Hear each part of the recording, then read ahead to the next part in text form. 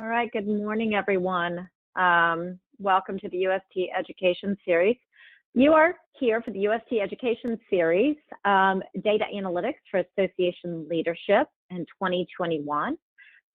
Your presenters will be Rob Miller and Rebecca Duff, and I am Julie Duncan. I am with US Transaction. So I put the course objectives up here for you. We're not going to go through them, but I will do a brief overview of what to expect in the course today. Again, I'm Julie Duncan. I'm with US Transaction. I am the Association Practice Leader. Just a little bit about UST as you're joining our UST Education Series. We are a merchant service provider. We specialize in credit card processing for associations. We save you 20% or more in credit card processing fees, and we're fully integrated into all the major AMS systems. So Aptify, NetForum, Protect Fontiva, etc. We have a client retention rate of over 95%. We stand by our commitments, and our financial outcomes are 100% guaranteed. We give you a single point of contact, and finally, you do not have to call into a 1-800 customer service jungle. You call us directly. So if you have any needs in credit card processing, please feel free to contact me after the event. So your instructors today are going to be Lacey Packard from the American Association for Justice, Drew Thomason from the Illinois Principals Association, Rob Miller with Gravitate Solutions, Terry Dowdy with Tax Executives Institute, Rebecca Duff with Gravitate Solutions, and Shane Kelly from 340B Health. All right, and from there, I'm going to turn over to Rob Miller. Thank you, Julie, and thank you and your team for putting this awesome event together today. And we are so pleased to be able to be a big part of it. And I'm also very pleased to have wonderful speakers who have agreed to join us for this. So you're going to be in for a treat. Our philosophy at Gravitate is data analytics for everyone. And I really want to make sure that everyone is able to understand the concepts that all the speakers will be talking about. So I thought what we would do is we would begin with a couple of items that will help bring everybody up to a great starting place. So the first item is data governance. With any type of data analytics initiative, we recommend that you do some amount of data governance. And the concept behind that is really getting a handle on what data you have, prioritizing it, getting executive support to do this initiative. And at the very lowest level, you might end up being focused on terms and definitions, and that can be very important so everybody is working from the same sheet of music. You're also going to be here, our speakers talking about a data lake and data blending. Two very important concepts when it comes to analytics. First, the data lake. It really is a modern data warehouse. It's where all of your data from all of your system goes, and usually it's built with big data technology, so it can handle a lot of data. And you probably have a lot of systems at your office. The idea is that you want to take all that data and blend it together into the data lake so it becomes very useful. We did a little bit of study and found that most organizations, only 20% of the data they have is actually in their AMS or their CRM system. So as you can imagine, if you're only doing analytics on data in your membership system, you're really missing out on a lot, because you really want to be looking at the activity in social media, your email, on your website, all that type of thing. So data blending, bringing all that data together is very, very important. The next major concept is data transformation. That's when the data makes it into the data lake, and then you want to improve it before you start using it for analysis. One might be just correcting bad data that's in your existing systems. A second might be simplifying the complexity of the data. An example of that might be, you might have a data element such as join date. Well, wouldn't it be nice to convert that into tenure for your members, and then you can analyze the data based on tenure? Just makes the data easy, simplifying it. And ultimately, you want to put the system and in the data in the hands of all your users and make that really available to everyone. And then ultimately, the part that we're all most familiar with is really the visualizations and dashboards that come with any great data analytics tool. And in this case, we're looking at a classic executive dashboard where there's been a bunch of different visualizations that have been brought together. And so maybe an executive team can look at that and make real quick decisions about important matters of the business. So when you're done building a data analytics initiative, you're going to end up with this kind of concept where you're pulling data from all your various important systems, you're blending it together, because really the key to understanding your members is having insight from your data analytics. So our first segment today, I'm pleased that I'll be joined by Terry Dowdy, who's the IT director at TEI, and we'll be talking about data insights for everyone. I hope you enjoy that segment, all the other segments, and that you get a lot out of all this information that our speakers will be providing you today. Thank you.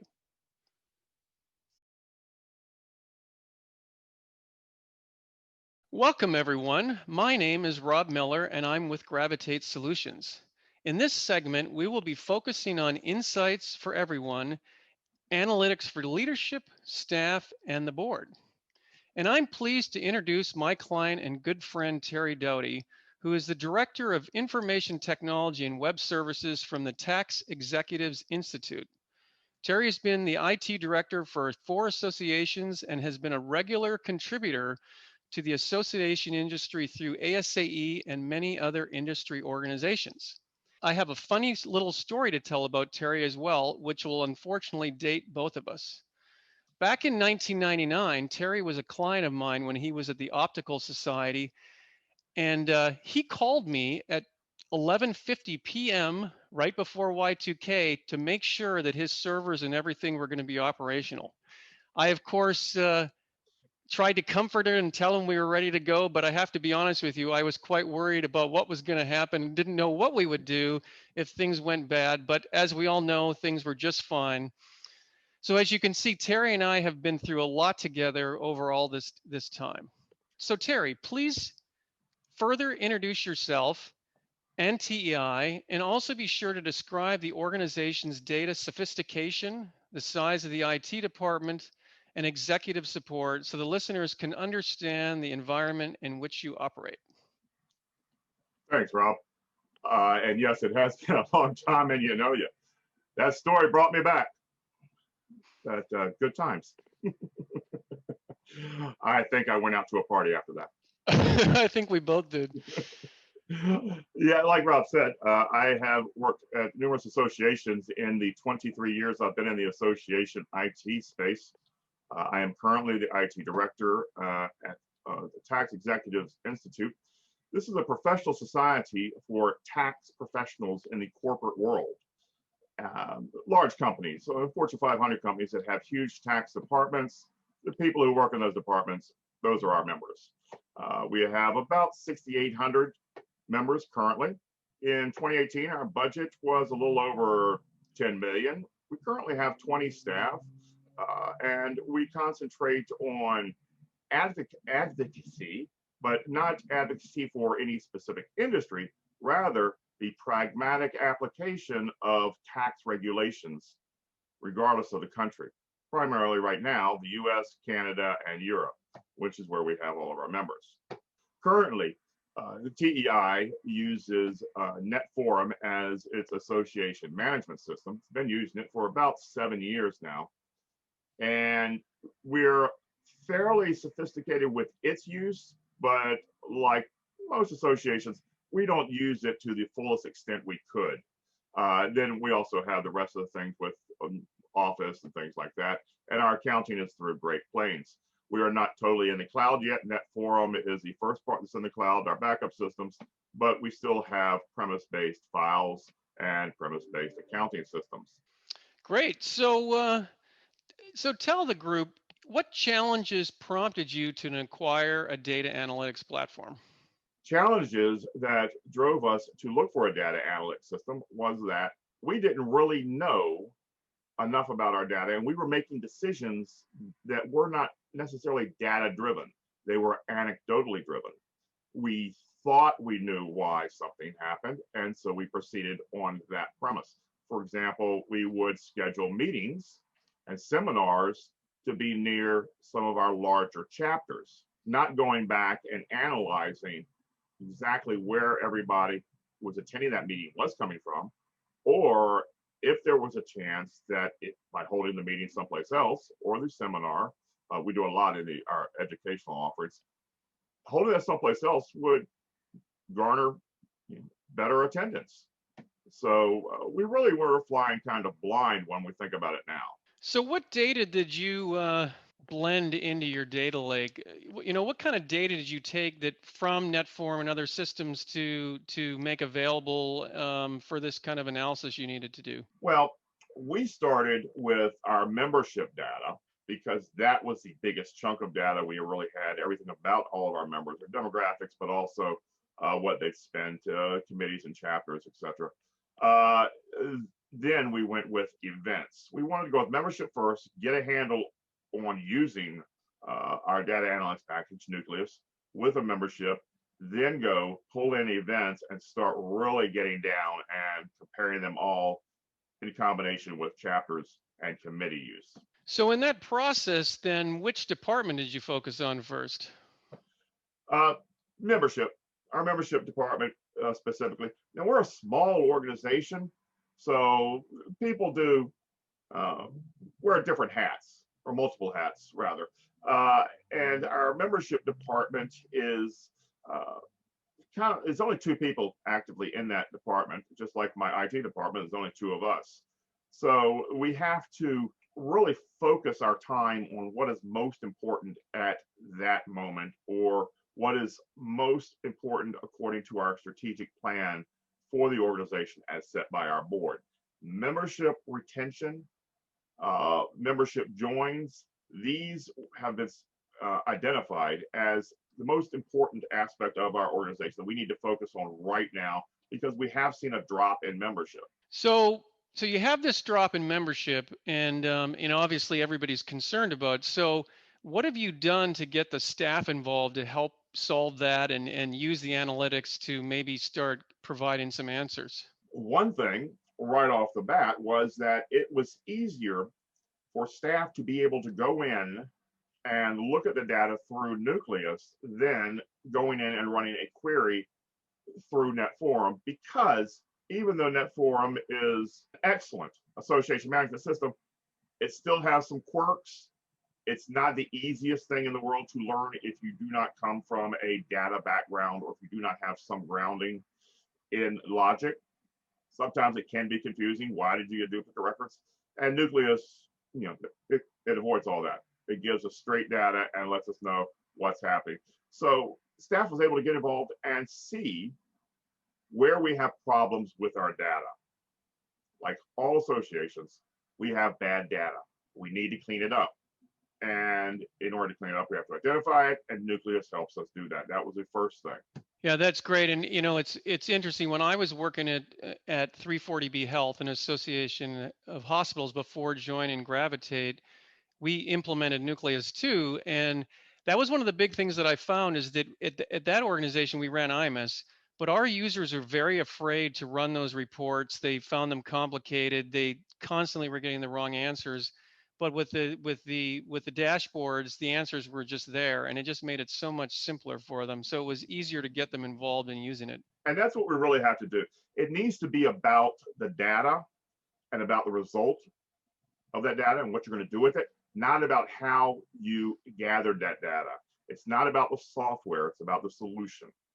And that's where we need to focus. And that's where our staff can focus now, because they don't have to worry about spending time running a query, or what they learned 2 months ago about running it, or export it to Excel, et cetera, et cetera. So what about the executives? Have you been able to get them to rely on the data or use the system? Any groups that you've had real success with? Actually, just recently, in the past 3 months, we've been able to get our membership committee to use the executive dashboard in Nucleus.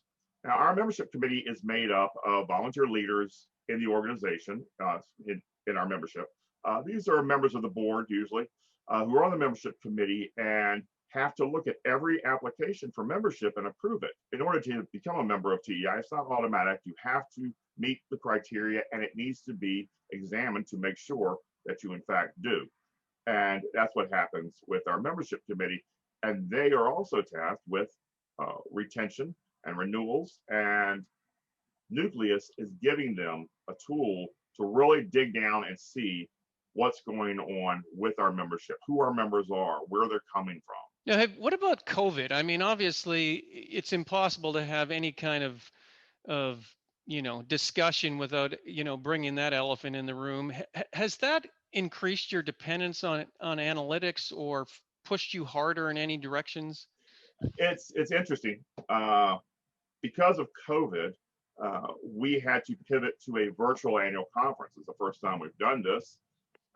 Annual conference is one of our big conferences, and we went all virtual this year. We just concluded, as a matter of fact, and we had increased attendance, more revenue than we normally would have. And Nucleus is allowing us to see the people who attended, the membership of the people, and where they're coming from, what chapters, what geographic region, quicker. A lot easier than going into our AMS and doing it, or going into SQL and doing it. It's almost instantaneous. This allowed us to see things, and for the after action review, we could report on it, where we need to improve. Chapter leaders could see this when we pass the information to them. And of course, it's visual. So it's much easier for them to comprehend and understand. Well, and I think we actually have a chart here that's just kind of on this topic. Maybe you can chat through it a little bit. Yes, excellent. And if you see up there on the top left-hand corner, let me pull it over here so I can see it. So you can see the top left-hand corner of the screen. The blue line there is our recent conference, our 2020 conference. And if you notice, we opened up registration late because, again, we were going with a virtual conference. We had a lot of stuff to implement, to create new registration processes and stuff. But it skyrocketed to the highest in that little amount of time. And that was just fantastic. We were really thrilled about that. And if you see on the right-hand side, it exceeded all expectations there. It was the best annual conference we've had so far. And it's so easy to show this in a board meeting right after the conference. And then we also had some a slide here with some of your membership demographics. Maybe you can give us some thoughts on these. Yeah, this is great, and it really allows our membership committee, but also our other members of our staff and of our board to go in and look and see who our members are, where they break down as far as gender, and by the length of time they have had in tax itself. And that's what tenure means down there in the bottom left-hand corner. How many years have they spent in the corporate tax world? And then we have the members by age up in the top right-hand corner. And that's really great. You notice the filters there. I always have that open on my screen pretty much because I can just go and click and basically change this data all around anytime I need to. And that's really fantastic. It allows me to see so many different things that ordinarily I would have to spend a lot of time in queries, in SQL, in Excel, massaging it. And don't get me started on trying to create charts. So here they're great. It's really easy for everybody to understand, but also to make decisions on. Because I like to say, one thing that we weren't doing with data is using it to decide where to hold our educational offerings, our seminars, our courses, and our conferences. We were going with just anecdotal data, like where is the largest chapter? Let's hold it there this year. How many chapters are around this city? Let's hold our course there. Now we have data that can drive that decision, and we'll know specifically where our attendees are coming to every course, because it's not just our conferences, but we also have 4-day courses in tax and federal tax and 3-day seminars. These things are important and big revenue streams for us, and we really need to make the right decisions. That's great. Now, you also indicated that some of this data, it's pointing out to you that you said this to me earlier, but some of this data is telling you that there's some actual issues with it. Yes, exactly. One of the things, and we were told this when we signed on with Nucleus, but we just said, well, okay, that's a sales pitch. But it's true. We are finding where we need to improve our data, and that's huge. Like I said earlier, everybody has bad data. We all know it. We all struggle with trying to clean it up and keep it clean. This gives us a way of seeing at a glance where that problem is and what records that problem affects and what we need to do to fix it. And that's just fantastic. That saves so much time, but it also, these are the type of tasks that usually get pushed to the side because something else is more important. But it's so quick to do this that it's easy to say, okay, these records need to be fixed, and then pass that off to the membership coordinator to work on them. Yeah, so you can just hand the membership coordinator, access to this chart, and they see which non-specifieds, and they know which ones they got to go fix. Exactly. So a couple of rapid fire questions here to kind of wrap this thing up. So if you could go back, what would you have told yourself before you got started that would actually have improved the process? Prioritize the work with this and make implementing a data analytics solution, regardless of the package, the priority for that length of time. We thought we would implement it quickly, but then we found as we got into it that there were other projects were coming up, and that delayed the implementation.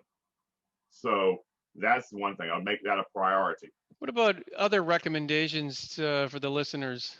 Be patient and manage your expectations. You are not going to solve all of your problems right away just because you can see the data in a chart, but it's going to give you the tools you need. You just need to be patient and use them. And then finally, Terry, what's the next thing you plan to do? It sounds like you've done a lot with membership and events. What's next on the docket? We really want to look at our members' individual interests because we ask that on their membership application when they join, and we ask them periodically throughout their tenure. We want to see what those interests are and try to match those up with some of our committees because our committee participation by members is very low, and a lot of new members never even know that we have so many committees that deal with a specific subject. It's not just like finance committee and the board. It's things like the Federal Income Tax Committee, the Canadian Indirect Tax Committee, things like that. These committees that actually work on that area of corporate tax. Members don't know that necessarily. We need to match them up with that, and Nucleus is going to help us do that. Awesome. Well, that will conclude this segment. Thank you very much, Terry, for your outstanding input.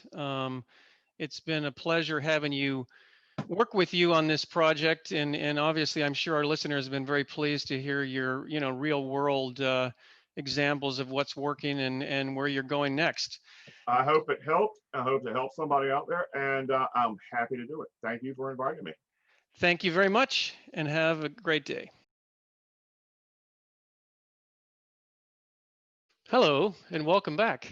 And for those of you who are joining us just for this session, my name is Rob Miller, and I'm an executive at Gravitate Solutions. And I am a data enthusiast, or in some cases, some people would consider me a bit of a nerd. This particular session is on member-facing analytics. And when we're talking about that, we're talking about data that we would be pushing out to our members or subscribers, and even looking at opportunities to monetize that data.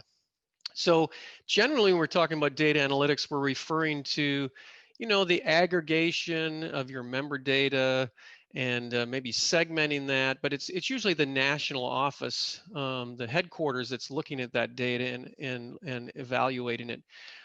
Also, sometimes we talk about it in ways that we push that data to boards, committees, and chapters. But it's still the concept of, really kind of aggregating the data, national's kind of in control and all that. But in this particular case, we're talking about pushing the data out directly to your members and subscribers. And in this particular instance, here's some information from a member engagement scoring page, which is really showing your top performers. And in this particular case, it might be very interesting to Sally here, Anderson, how she was doing vis-a-vis the top two people if she was actually hoping to win the top spot. So you could push that out to her and let her see that information. It would be very valuable to do that. So what are member-facing analytics? So Essentially, if you remember from the earlier sessions, we talked about blending of data and integrating systems. And this talks a little bit about this again. So the first thing is you're going to decide on what your source systems are. And when I have examples of the membership database, your AMS, learning management, email, survey, for example, those would be some source systems. And you're going to push that data, integrate that data into your data lake. And so that data lake there is going to hold all that data there. It's going to blend it together. And then, of course, that data is available. And the most obvious thing you do with it is you push that as visualizations to your staff to evaluate all that data. But you can also push that into your website or into a mobile app. And when you do that, we call that member facing analytics, because at this point now it's something that your members or non-members, as long as they have a login, some kind of way to get to your website or mobile app, they can see those analytics.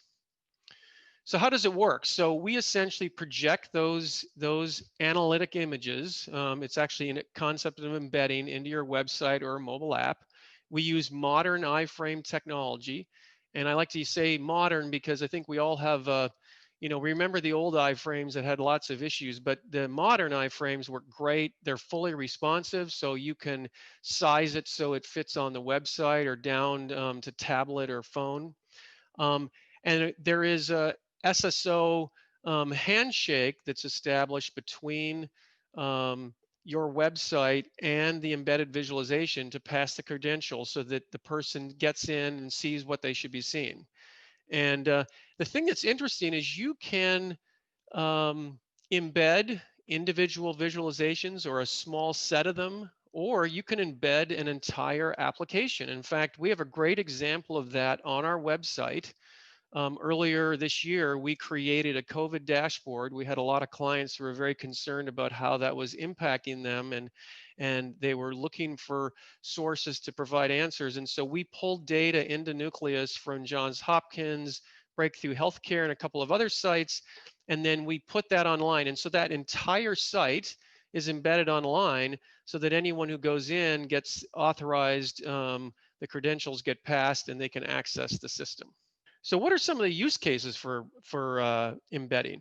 So the first one is benchmarking. So this concept, it could be used at a professional society or a trade association. A professional society might be a situation where you're a doctor and you want to see how your skills and knowledge and expertise compare to somebody else, or more importantly, the entire group of the association. And so you could embed visualizations in a site that would show that person's abilities and skills and knowledge against the rest of the group. So that would be a great example of a benchmark. You can also do that with organizations as well. In fact, organizations, interestingly enough, are the types that might actually be willing to pay for that. And so if they could see how, as an organization, the types of services they provide, how it compares to the industry benchmarks, that would be something that would be very valuable. Benefit usage is another good one, especially for trade associations. So oftentimes, when a member of a trade association joins, they get a certain number of benefits, and those benefits might be a certain number of registrations, certain number of seats on a committees. Maybe they get a certain amount of sponsorships and exhibits. Well, you could embed in your website how they are utilizing those benefits and make it very clear and transparent to them. Total member value is another one. It's somewhat similar to the usage, but in this case, what you're doing is you're showing the member what the benefits they're getting to basically prove that the value that they're receiving for membership is at least equal or exceeds that of what they're paying. And it's a great way to help you with member renewals. And you can basically show what they paid and then aggregate each of these major activities that they've done, how many events they've attended at a lower cost, the amount of advocacy you provided for them, and you can show how the value provided is very high. And then there's the gamification, which is similar to that thing I was showing in the very beginning with the engagement scoring, is that even at my old organization, when I was working at 340B Health, we essentially had, we used engagement scoring, and we gave awards. We invited people to our conference, paid for their registration, and we brought them on stage, and we basically gave them a hand for being such great supporters of the organization. And people wanted to win, and they wanted to be known as the MVPs of the organization. So you could show them how they're doing vis-a-vis, some of the other top performers, in hopes that will increase the amount of engagement you have with the organization. Quickly, here's a great case study. One of our clients, NAHQ, they they sent out a survey. It was a self-assessment survey to their members, so that they were able to specify what their knowledge, their skills, their experience was in the field. And once they'd finished the survey, they were able to go online, go to this page. You can see it's nicely embedded in their website, and see how they performed, and see how they stand up against the others who took that same survey. And then what NAHQ did is, if the member was willing to pay extra, then these filters set on the right side of the screen would appear, and now they would be able to really inspect the data. They could maybe say, let me see how I compare to the C-suite. Let me see how I can compare to a different cohort of data to determine what I need to go to do to get to another level. So very, very valuable. In fact, we're starting on phase 2 with them on that project. So a couple of last things. There's some frequently asked questions. I mean, how do members only see their own data? Well, basically we use role-based security, and then we essentially, for either any individual or for an organization, we basically create a virtual page or a series of pages that are going to be specific just for them. So when they log in, that's the material they're going to see. It's based on their security access, so they're only going to see their data, unless, of course, you then want them to see aggregated data too. So you can show both sides by side. How long does it take to implement? It actually can be fairly quick after your data lake is set up. It's very easy for us to embed visualizations in a website. It's just a little bit of code that needs to be placed on that site, and it works. And then kind of the follow-up question to that would be, well, couldn't I just build this into my own website? Well, for some of the easy examples, sure. You could, you could build a web page that calls one of your databases and pulls some information back. But remember, we're dealing with blended data sources. We're pulling data from many different places into one thing and then projecting it out. And you want to have that combined data. That would be very, very costly to do. And then on top of that, if you want to add any advanced features such as filtering, building that into a website would be extremely expensive, whereas just embedding it in from a modern data analytics solution like Nucleus can be done very quickly and very easily. And the cost considerations really rely around making sure, if you decide to go this route, that whatever vendor you work with has the ability to project this information out to your members without running into any licensing challenges. I know in the past, I remember years ago, we would try and put, say, a crystal report on the web, and you couldn't do that because you ran into licensing issues. So just make sure that you don't cover any of those. So those were the things we wanted to cover on member-facing analytics. I think it's a great use of a new technology that answers many important information needs for your members, and I recommend you give it a try. So thank you very much, and have a good rest of this mini conference we're having. Thanks. Hi there, thanks for joining us today. We are going to be talking about supporting and engaging components with data analytics in this segment. My name is Rebecca Duff. I am the Director of Client Success at Gravitate Solutions. And with me today is Drew Thomason from the Illinois Principals Association. Hi, Drew. Hi, Rebecca. Great to be here. Thanks for being here. You want to go ahead and get started and tell us about yourself and about IPA? Sure. So as Rebecca said, my name is Drew Thomason. I am the Communications and Marketing Director for the Illinois Principals Association.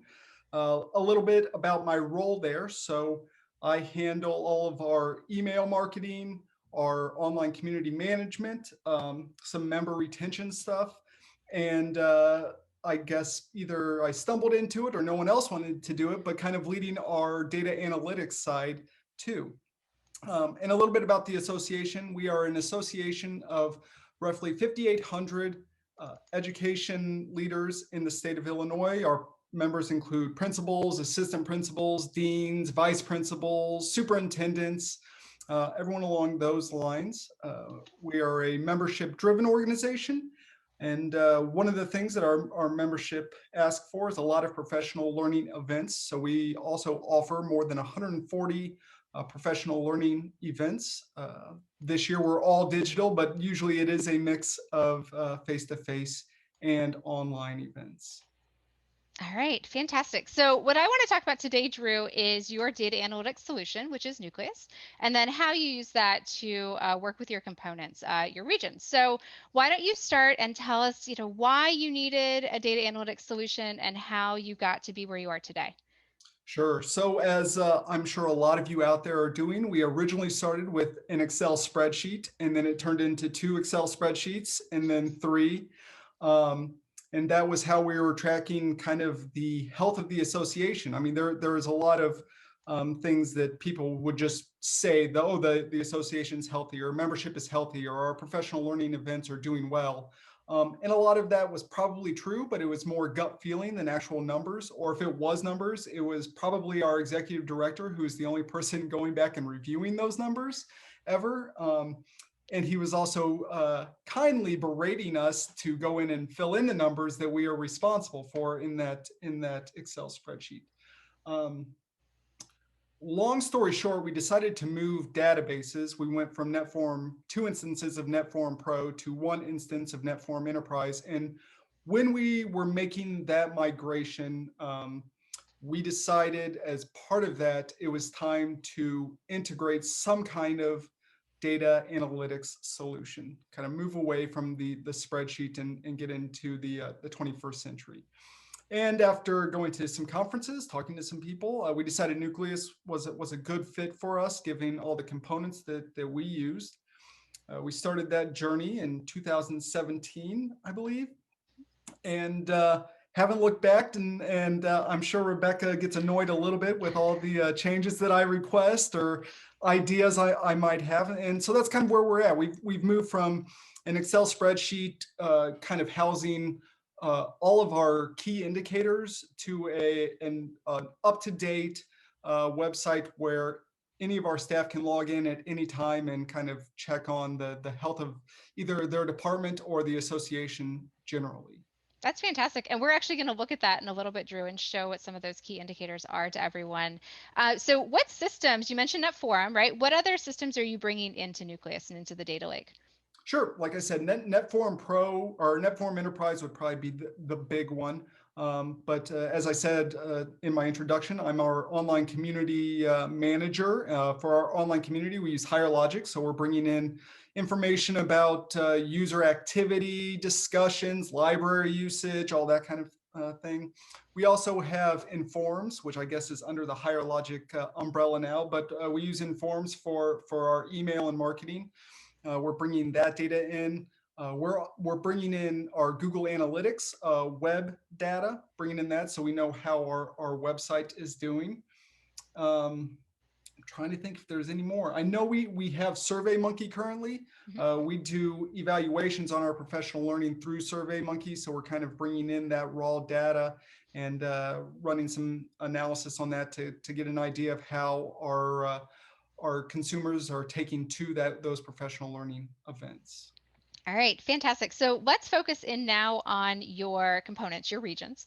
How do you all interact with them? And then how have you used Nucleus to interact with them, better, improved your communication with them?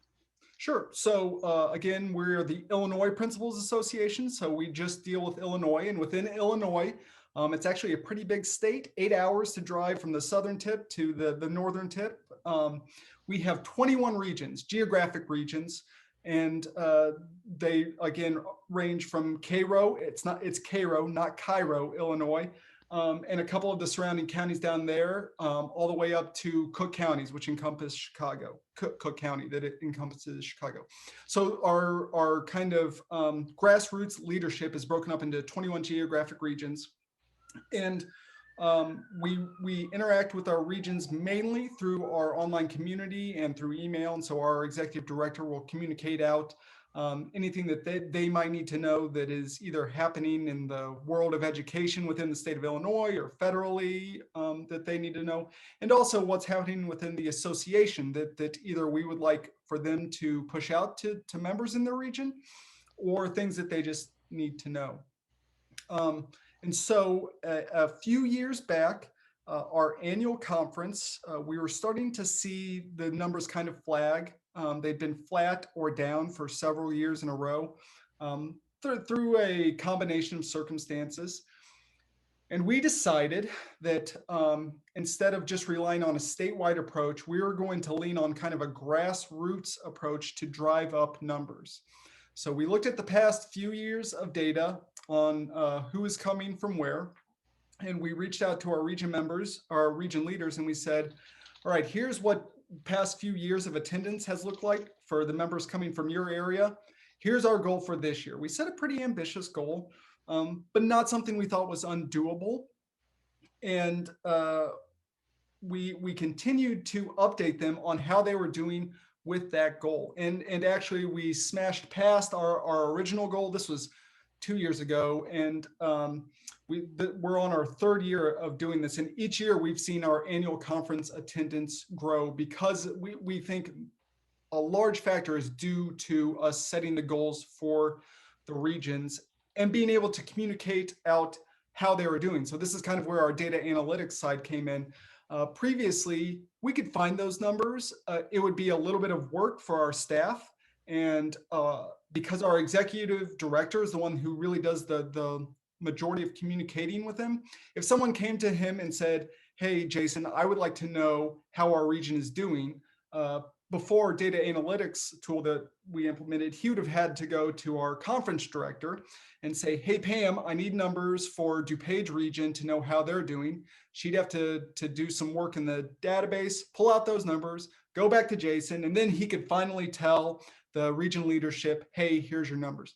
Whereas now, if he's on the phone with them during a meeting, or if they send off a quick email or text, literally within 30 seconds, he pulls up Nucleus, sees where they are in terms of their goals that we've set, and has that information right back to them. So instead of waiting days or maybe a week to get that information, again, it's now within minutes.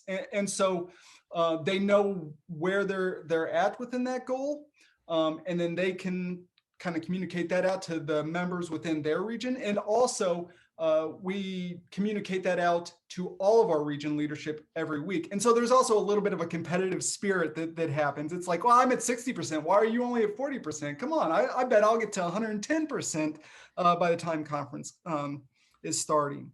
And that's been a big success for us. And we've been really happy with that program. All right, fantastic. I have to say that is one of my favorite kind of hidden outcomes of implementing Nucleus is the like gamification and the just like the natural competition that comes out as you start to reveal, chapter goals or chapter progress or, any sort of metric. You find that without even doing much, right? You're just like naturally this competition starts to form and it benefits everyone. Well, I'll tell you, yeah. Leading up probably within the 2 months before our conference, this when I was working in the office when we were all in the before times, literally my executive director, myself, and our conference director would have Nucleus up either on one screen all the time, or we would pull it up hourly and be like, hey, did you see that we just hit 600? Hey, did you see that we hit 650? So not only does it provide gamification for kind of our members and our volunteer leaders, but there was just like this sense of I don't know about competition, but like pride that was happening in the office that really got staff excited about conference and getting this up and going and seeing our numbers climb. Yeah, I love that. And so that's a great segue, Drew. Let's actually look at, I believe it's the key indicators that you all kept up on your TV screens. And so let's start there. All right, so Drew, up on the screen, I have your key indicators carousel. Tell us a little bit about, what you all looked at when you put this together and then when you had it up on the TVs.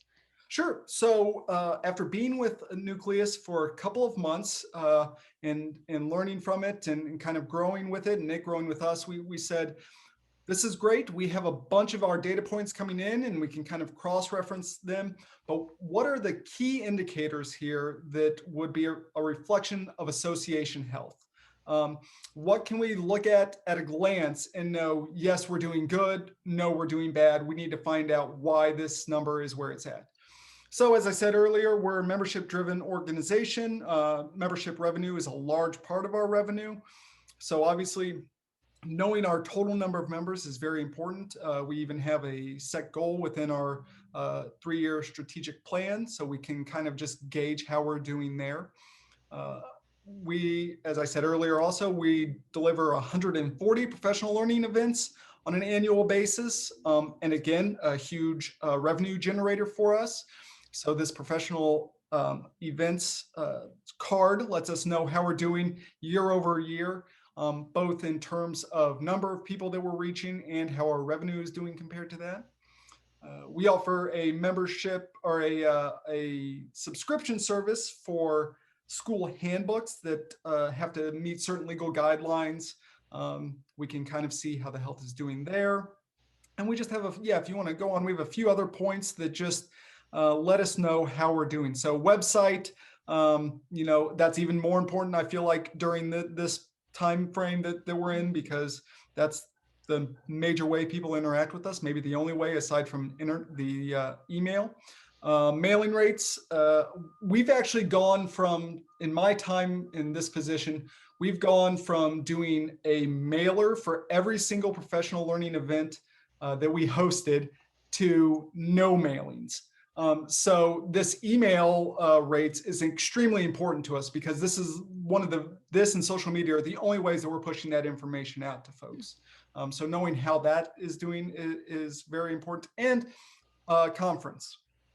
Again, a key revenue driver for us. We're a little bit different than I think a lot of associations in that it's not kind of a make or break for us, but it is a good revenue generator.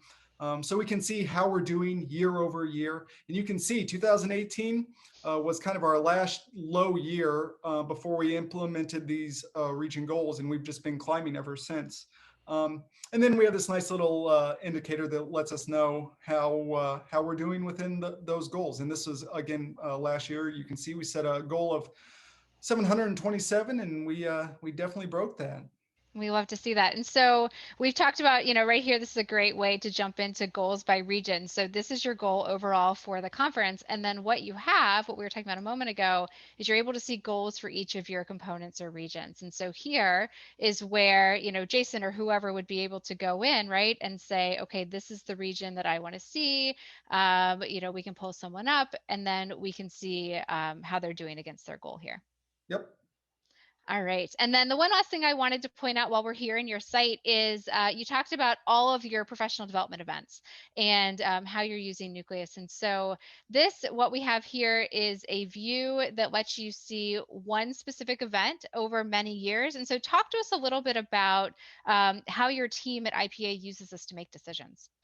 We offer 140 courses each fiscal year. And we've been very successful in the number of registrants we've had for that and our reputation with delivering those. And I think part of that is our intentionality in how we develop those courses. We spend a lot of staff time ensuring that they are at a very high quality. So we don't want to just pitch them after delivering them a few times over the course of a fiscal year. We all like to be able to offer them for at least a few years. But without doing a lot of work in our database, it's hard to tell exactly when a course is flagging, when has its time come. There's some anecdotal evidence I'm sure that people could provide, but there's only 2 people doing the planning on this, and the time it would take to involve staff, it just isn't feasible. So what they can do now is in the spring, when they're planning our next fiscal year's round of events, they can come in here, look at each, we call them academies, each academy, and see how is revenue, how is attendance doing year to year. Is this the year that we finally say, this academy is probably not going to last past this year? Do we look at it and say, man, demand has just been going up, let's keep on offering this until we start to see it drop off? And so this has saved a ton of time and a lot of headaches, because while we still might set up events and have to cancel them due to lack of registration numbers, the number of actual canceled events certainly has gone down because of our ability to kind of forecast out when an event has lost steam in its popularity. All right, fantastic. So I have a couple more questions for you, Drew, but while we're here, I wanted to just walk everyone through a couple other ideas for engaging components. And so what I wanted to show is another client that was, they were putting out weekly and monthly reports to each of their chapters. And it was becoming very time consuming to generate a report for every chapter, every week, every month. And so what we did is we took their membership carousel and we turned it on its head. And we were able to provide them with two different carousels in Nucleus to allow them to, one, better report internally on how their chapters are doing, but two, allow their chapters to do their own monitoring of their own metrics. And then kind of taking it a step further, they were able to work within the chapter. So each chapter was able to look at how the other chapters were doing and either find a little bit of extra motivation, as Drew mentioned earlier, with the healthy and natural competition, or reach out to a chapter if they see that someone's doing really well and maybe they are struggling or they need some new ideas. Lean on each other for some peer-to-peer networking.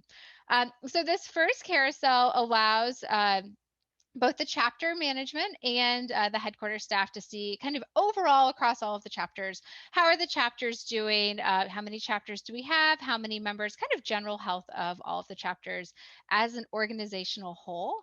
And then we're able to go into an individual chapter. So much like we did with IPA's regions, where we were able to see how every region was doing towards their event registration goals, every chapter is able to come in and see how they are doing as a chapter. So how many members do they have? What do their member trends look like? What do their renewal rates look like? And they're really able to, kind of gauge the health of every single chapter throughout the year without having to rely on, staff to generate additional reporting or something like that. All right. So, Drew, as we wrap up today, a couple final questions for you. IPA has done really well with Nucleus and their data analytics solutions. What do you all have planned next for your analytics journey? Yeah, I think so. I mentioned our strategic plan. We're at the start. What a time to start a new 3-year strategic plan. And part of that that we're really looking at is driving up membership. We've done an analysis and we think that we're probably sitting at 60% market share. So there's a lot of members out there or people that we think should be members that aren't. So we're looking at how do we monitor that through Nucleus, and then also setting goals just like conference for our regions, adding that to their slide. So we will be able to see, Abe Lincoln region, we have a goal of them of getting 10 new members this year. Where are they at with that? How are they doing? What's the health of that region like? So using it to, I think conference was kind of a low-hanging fruit, or maybe not low-hanging fruit, but relatively easy for us to bite off. And we've seen the success of that. And so kind of translating that into membership, I think will probably be our next big step. All right, fantastic. And so one final question, as folks leave today and, head back and, put their heads down and start doing their own work at their own organizations, any recommendations for, folks starting a data journey or maybe in the middle of their data journey or, engaging with their components or, regions, chapters, whoever in a different way? Sure. So the thing I would say as you start your journey is make sure that to set expectations. Know what exactly you want to get out of this, because with data, I'm sure anyone who looks at your organization's data knows there's so many data points, and you can just get lost in the numbers. So pick an easy thing that you can get done, or maybe two. And that really helps with buy-in within your association, because if you get some easy wins early on, I think everyone from the C-suite down to the receptionist that welcomes people into the building will be more readily available to buy into this. They'll see that early success and kind of want to move forward with that. And also, I would say, this is any data analytics tool is it's such a big step from no data analytics tool, right? Like, we all have all of this data living in different silos that doesn't talk to each other unless you go in and you do some pivot tables in Excel, and then you look up the shortcut for that formula in Excel and Google, and you do all this work.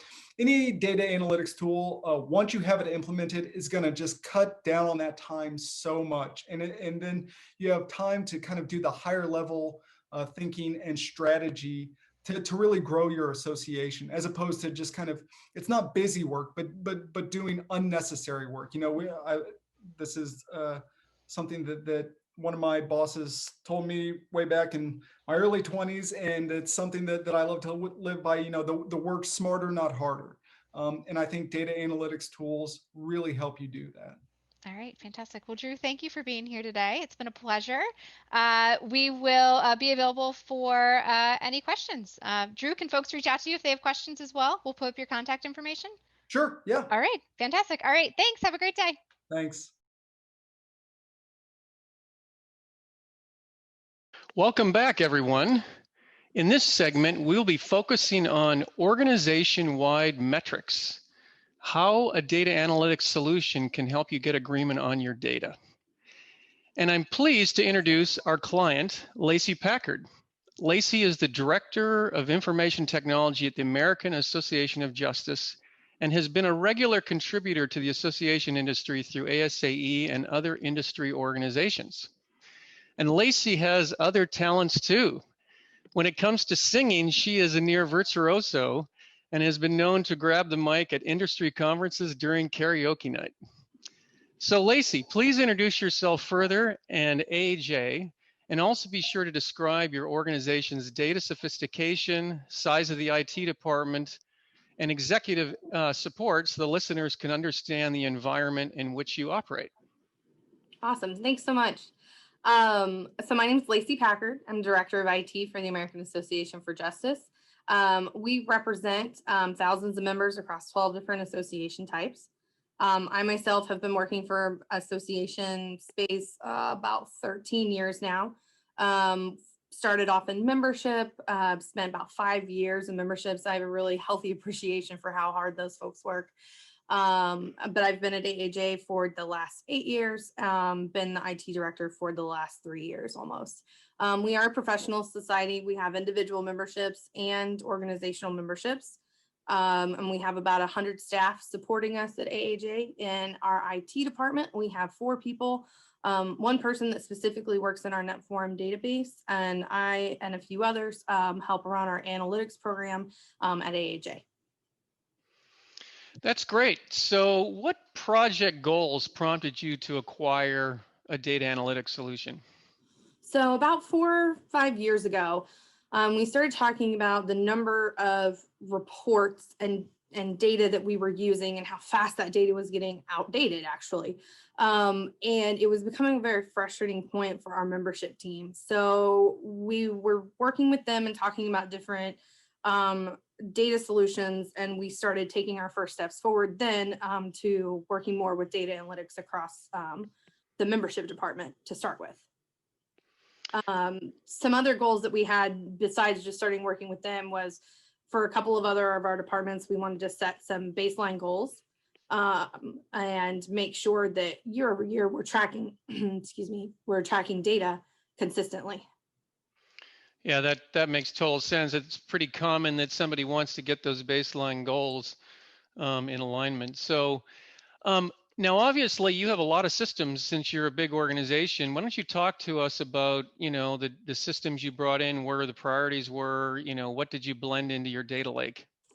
Sure. So when we started those years ago, we were really looking to blend our NetForum data, which is our enterprise system. We use it for event registration, for membership, both at the national and chapter level, and we also use it as our full AR system. So we have a lot of data that sits over in NetForum. We also have our website, which we use Google Analytics to track our members' traffic throughout our site.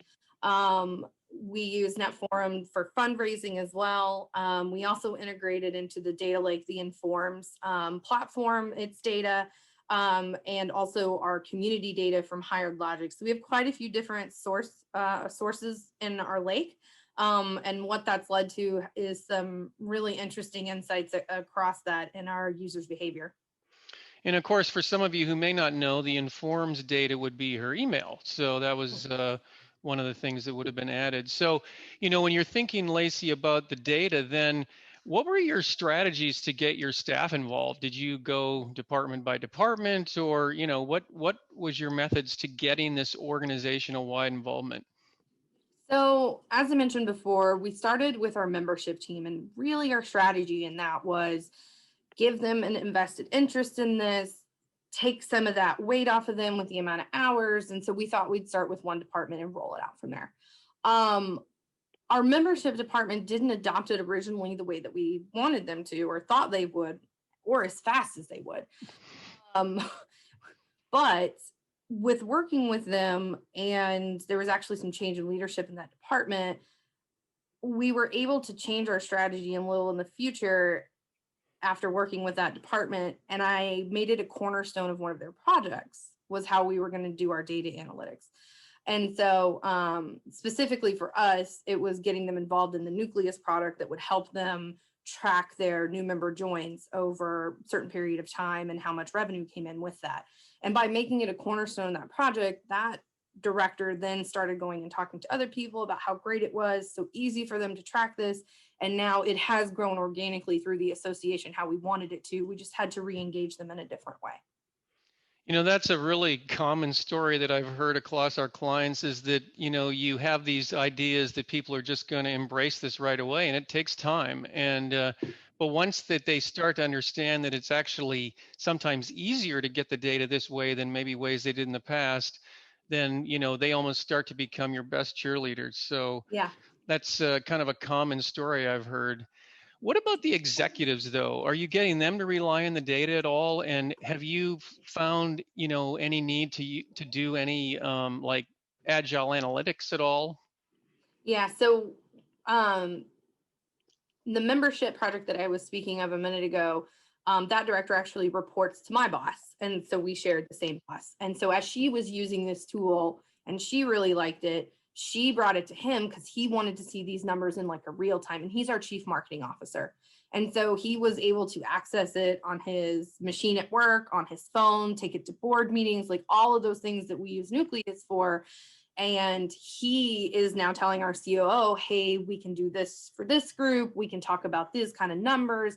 And him and I are having more conversations about how do we get executives engaged with this kind of data.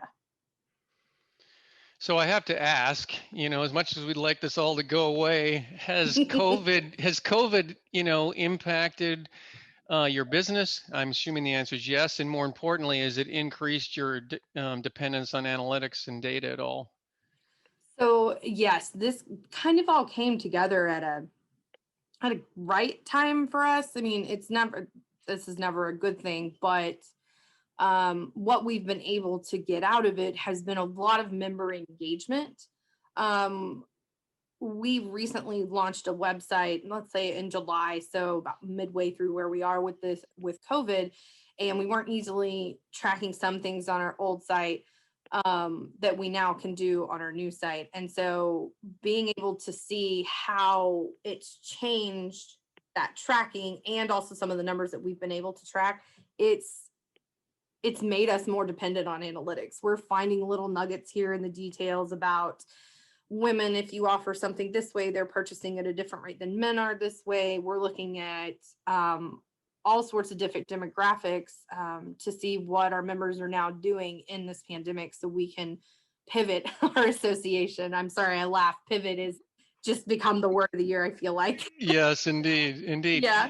In fact, so let's do a pivot ourselves here. And I have a series of like charts. Why don't we go through those, and Sure. why don't you talk through each of these charts, kind of how they were useful to you, and that kind of thing. So here was the first one on member retention.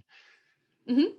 So we use this chart in Nucleus to start to gauge our membership retention each year. We have a universe of those eligible, those retained, and a renewal rate. We do start to look a few months out. We start sending our invoices out to members 4 months before they renew. And so what this helps us do is it always does kind of look like a waterfall for us. It's kind of the way I think about it.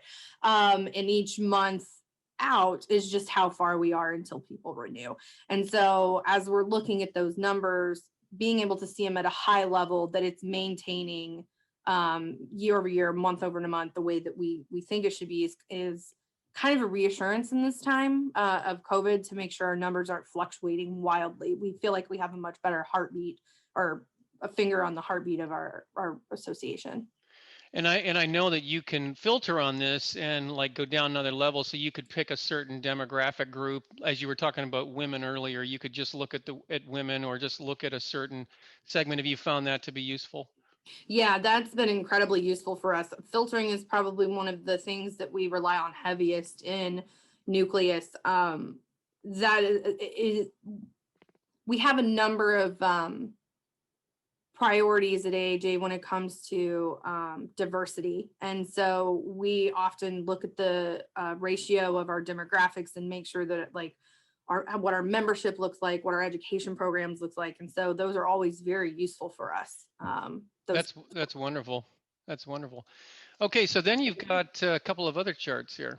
Yeah, so this, and you'll notice kind of here, we have a switch in our view of the software that we're seeing here. And this is actually going into our agile analytics sessions, and we use Power BI here. And I will say one thing before we start, like our office uses Office 365. So Power BI is a product that we have for free to use as part of our package with that.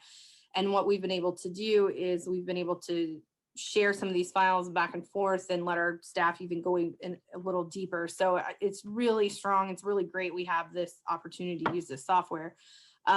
Specifically here, what we were looking at was our membership trends by region year over year. And one program that we had put into effect about 8 years ago was having different membership staff. So specifically, we call them regional managers in different areas of the United States. And so what we were able to see with this was the places that we were inserting people and specific times we were placing them there was the membership growing. And so there's some of these places you can see that grew, like the Northeast, and also it was also some of our Southwest area as well. It is always really interesting to get into this, because once you expand some of those regions, you can get into specific states and really nail down where those joins happened. And it's always interesting conversation, because we usually know what event or what was going on during that time. So we're usually able to bring it back to not only the person, but maybe also an event that was happening at that time. Yeah, that's awesome. And so this data came out of Nucleus, but it came out of the data lake, but into like Power BI, right? Yes. And then I think you got a number of things on some sales data that I thought was interesting. Yeah. So we, as I mentioned before, we're an association for attorneys, and we sell a product we call litigation packets. And we sell these one at a time, flat rate. And what we were looking at here was, did people buy more than one packet on their invoice? Did they buy 3 or 4? And how that kind of shook out, seeing if there was any way we could possibly bundle some of these things in the future. And so what you're seeing here is in Power BI, on the left side, you're seeing one set of products, and on the right side, you're seeing the correlation of those products to other products. And so if we go to the next slide, we were actually able to pull out from that one of our most purchased products, which is our traumatic brain injury packet. and take a look next to it and see all the other different packets that were sold with that. And it led us to suggesting to that department, they may want to take a look at this and bundle some of these based on practice area or even the level of practice years an attorney's in. And that actually leads me to my next slide, because as we went down that road, we did start discussing, oh, what if we took something like taking depositions was a very rudimentary thing for our members, a very basic packet, and pair it with something else. Well, we didn't really see anything over there that we thought would pair well with it. So this is one of those cases that you may have a thought that, hey, this might be worthwhile. And then it's good to get in the data and find out, maybe not quite yet, or wow, no, that was way off. No, that's outstanding. I mean, obviously you can theorize something and then you just got to go check the data. And that's, exactly. It's all about making decisions with confidence, and it might be confidently march forward or confidently stop. So that's great. So on this last slide here of our data, I believe, we really got very far down into some data, and we were looking at our membership tenure and litigation packet purchases across that. And so what we found actually, and it's a little hard to tell from this, but 11% of our packets were sold to first members, which was actually something that really challenged us. We thought you needed to be more in your 2 to 5 year range, and we were way off on that, which was good to know. And we actually found that our first year members are over twice as likely to purchase a packet than any other year of our membership. So instead of holding back we usually hold back marketing on those things from that segment of memberships. And so now we want to go at it a little bit more strategically and see what we get there. So I think what all of this comes down to say is you're going to make decisions either way in your business. I think it's always better to have some data behind what you're doing. Either, yes, this looks good, let's move forward, or no, that doesn't look right, let's reassess and maybe move ahead a different way. And I think that's what we've got out of it the most since we've started using it. That's great. So let's talk about your secrets to success. Tell us about those.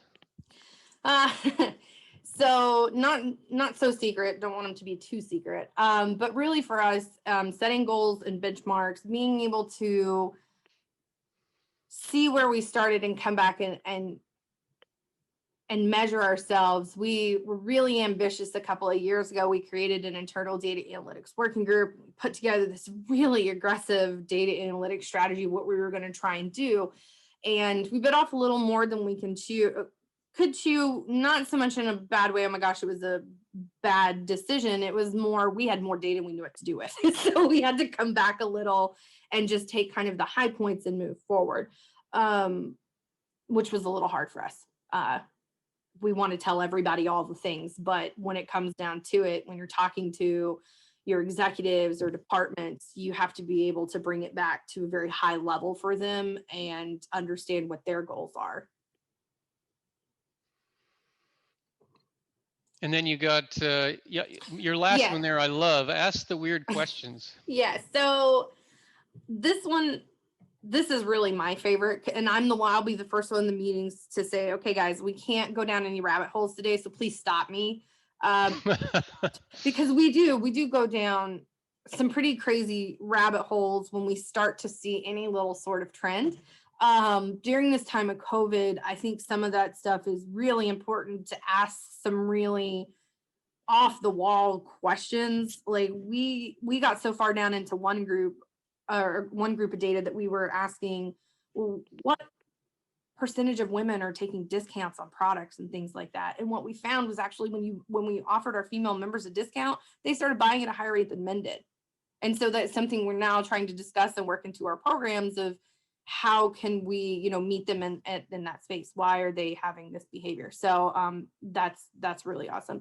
The last thing I want to say, I kind of breezed over challenging assumptions. I talked a little bit about it in some of my other data, but really, if your association's been making the same assumptions for the past 5 years, really pulling the data out and taking a look at it just to confirm that it's right is worth it. It really is.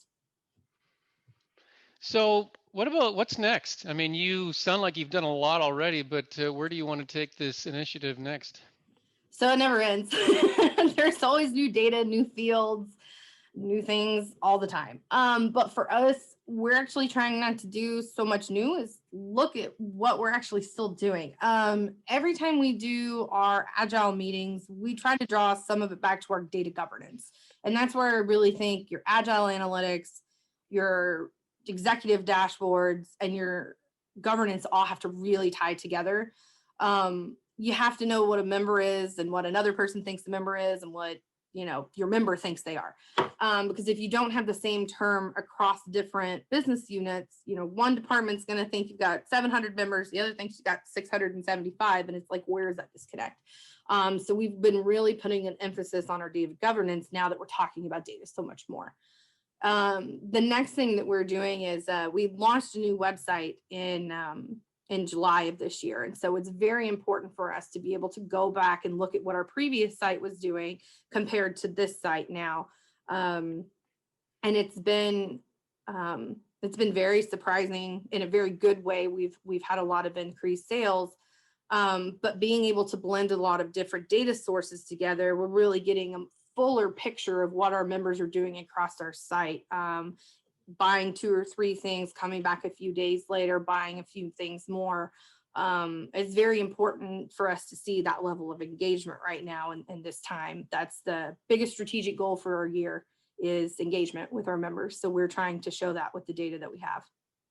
Well, that's great. Well, I think our time is about up. So I want to thank you for participating in this segment. Lacey, your input was outstanding.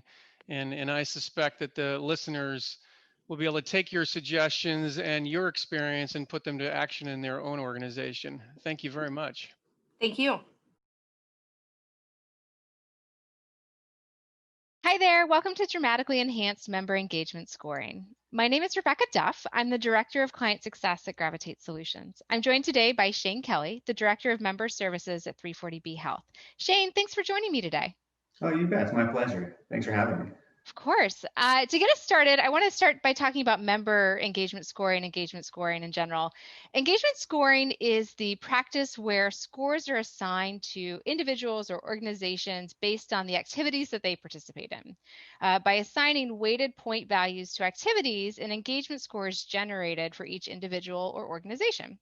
And then using these point values, you're able to track engagement trends for your entire member or constituent base, identify individuals or organizations based on engagement level, and identify trends in an individual or organization's engagement. There's a multitude of use cases for this data, which we're actually going to get into a little bit later today, and that is why Shane is here with us. So Shane, as we talk about 340B's specific use of engagement scoring, could you provide an overview of 340B Health? We are a hospital association representing hospitals throughout the country in all 50 states. And like many associations, trade associations, we have both the member, which in our case is the hospital, even a health system, and then an individual human being that uses most of the tools and resources. How did you look at member engagement before? How did you look at each of those systems and really get a whole picture of how you were engaging with your members? The honest answer, I don't think we did. I don't think we really knew. We had hunches, but I don't think we really did know. Through IMUS, we could look and just very tediously look through each member file or member record and say, okay, this person attended a webinar at one of our conferences last year. Great. But beyond that, we really had, Informs did have its process and its analytics, but combining all those things and connecting the dots, I don't think we really did. Mm-hmm. All right. So once you got Nucleus up and running, you were connected to all of your systems. How did you get your staff on board? How did you get your executives on board? Talk to us about how everyone is using it and how you got them to commit. Okay. Well, I have a staff of one, giant staff of one, and that took absolutely no any kind of prompting. She loves the software. The second she had her credential, she was in there and just going crazy in Nucleus, and she likes to look through the data and to understand the data and enjoys the interface. So that was no problem at all. There was more work and training that needed to do with the operations team more largely than the entire team in terms of getting them on board to use the platform effectively. And quite frankly, not everyone does. And I don't think that's necessary. I don't think every single person has to touch the software. However, I will say that just about everyone in our organization uses what Kalika, my staff, and I produce out of it, and the operations team produces out of Nucleus. But in order to get the few people, the 4, 5, 6 people that really need to be in the software every day, every week, we basically did trainings. We just got an office room and demoed it. We've had a demo and say, hey, what do you think? Let's look through this. What questions do we have? We just kind of hammered it out as a team. So we just wanted to get everyone involved as early as possible in the process so they could see the data, they understood the interface, how to kind of cut and dice the data in the way they needed to see it based on their particular department. Okay. All right, fantastic. So now I want to do a little bit of show and tell, and I want to talk about your specific implementation. And so the very first thing I have up here is just a quick snapshot of what your implementation looks like. What I want to highlight here is you talked a little bit about the different levels of, different ways that you interact with folks. You've got organizations, you've got individual members. And so I want to highlight here before we jump into it a little bit further, how you're also tracking engagement at different levels. And so you're tracking engagement at an organizational level and then an individual level. And that's going to come into play in a moment as we dive into the next few slides. And so, as I mentioned, we're tracking engagement at individual levels, organizational levels, but what's really unique about the way that you all are tracking engagement, Shane, is that you are also rolling points up and down. And so what that allows you to do is look at an organization's engagement score and how they're engaging with you, and then also roll in any individual that's tied to that organization and the way that they're engaging with you. So you get kind of a multifaceted view into how you're engaging with folks. Can you talk a little bit about how you're using those scores and that functionality at 340B? Yeah, absolutely. And it is really important that we have those different layers or different levels. We have 3. We have the individual staff member, human being, like the director of pharmacy, his or her engagement, then the hospital that they work at and their engagement. And then 2/3 of our hospital members are part of a system, a health system, of course.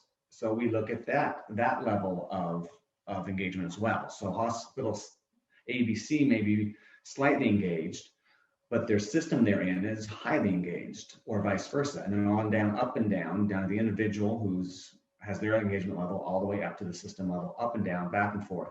And that's important that we can slice and dice that. So I can go and talk to, okay, the system isn't real engaged, but boy, there's one hospital in the system really is. So if I want to suggest a roundtable site, when we were doing roundtables in person, and we will again, a good location in a particular maybe congressional district, I can go and say, okay, this person in this congressional district is very engaged, this hospital is. Or I could go even lower down and say, oh, this individual at this hospital in this system is really engaged. So maybe I approach them about hosting a roundtable.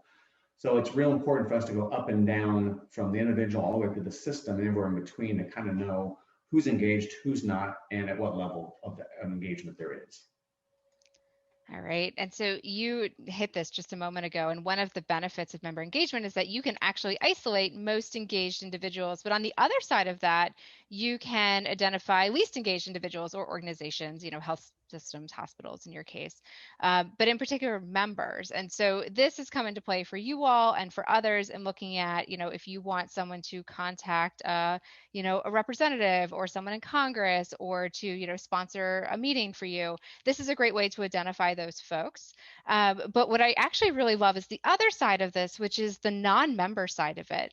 So what has 340B been able to do with non-member data? So looking at most engaged non-member data, what can you do with that? Quite a bit, actually, because obviously, like any healthy association, it's important to retain as many members as you can. But you always have to recruit because you're going to lose some every year. That's just the way the system works. So in order to recruit, what I do is the first thing I do is look at what non-members, what potential members are engaged with us. Now, our firewalls do stop a lot of potential members from accessing most of our tools, but they can access different things at different times. And if they're doing that, if they're kind of approaching us, well, that's a great target for me to go talk to them and say, hey, I noticed you're doing X, Y, and Z. Do you want to learn more about our organization? Do you want to join? So it's really important that I can go and see their engagement score as a potential member, because the higher it is, the more likely it is they will join, given a little push. And then going back to something you touched on, high engagement, of course, we like to see, of our members. Mhm. But a member with real low engagement is also important to me because especially come renewal season or just before renewal season starts, if there's a member that isn't real engaged, that throws a red flag to us and say, well, oh, they're not engaging, they're less likely to renew. And we'll want to talk to them and make sure that they're understanding the value of the program and they're taking advantage of all the resources. But yeah, so both with engaged members, not engaged members, but those potential members who are engaged, we look at all that data and can take advantage of it. I love that. All right, so Shane, as we wrap up today, a couple final questions. What's next for 340B Health and your analytics journey? Well, hopefully a lot. What I'd like to see, and I think my team, my supervisor would like to see, is to bring in a little bit more of the financial piece of it, so I can look and see. Our board and our CEO wants to know. 340B is fairly complicated. We have hospitals, and those hospitals are subdivided into 5 groups, and so on. We have different levels of membership, standard, enhanced, and so on. What we'd all like to see is a way for me to not just say we have X amount of hospitals in this congressional district of the state, how many enhanced members are renewing at what levels and at what dollar value? How many DISH hospitals? It's inside baseball, but DISH is a kind of hospital. What rate are they renewing and at what dollar amount? So we'd like to bring that kind of financial piece into it. Okay, that's great. And what about any final thoughts or recommendations for our listeners today? Well, if you're interested, if anyone's interested in just knowing their members better, and I think we all should, and I think we all know in our heart that we need to, I think it's something that a software package like Nucleus is really helpful. And if you decide to engage in that and go down that road, that data road, make sure you involve as many people in your organization as possible. Get that buy-in, get them excited about it, because it's great to have all this data, and we I think use a lot of it and use it very well. But if it just sits there and you don't take advantage of it, it's not going to help your organization succeed. So I would just say, look, if you have all these different platforms and they're not talking to each other, Nucleus is a great way to get those engagement scores and understand what's going on where with your members and non-members. So use data. And second, if you do, and you choose a software to help you, a platform to help you like that, get your team involved, as many as you can early on. Yeah, that's great advice. I can attest that is part of what made 340B successful. I remember sitting in a conference room with many of you for a couple of sessions, really talking about how everyone could benefit from Nucleus as we were putting it together. So that's great advice. All right, well, Shane, we have reached the end of our time today. Thank you so much for joining me. Shane's contact information is up as well as mine. Please feel free to reach out. We would be happy to answer any questions. Thanks, Shane. Have a great day. You too. Thank you so much. Thanks.